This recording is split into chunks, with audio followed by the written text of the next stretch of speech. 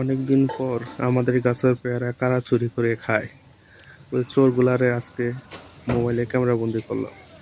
তো দেখতেছেন কি সুন্দর করে মনের সুখে পেয়ারা খাচ্ছে সন্ধ্যাবেলায়।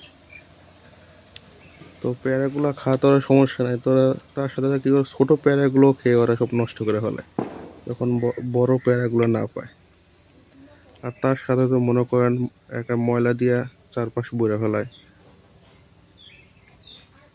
তো চুরি করে খাবি, আজকে তোদের জাতির সামনে তুলে ধরবো। দেখা যায় স্বাধীন বাংলাদেশে তোদের কোনো বিচার হয় কিনা। খাওয়ায় ব্যস্ত আছে।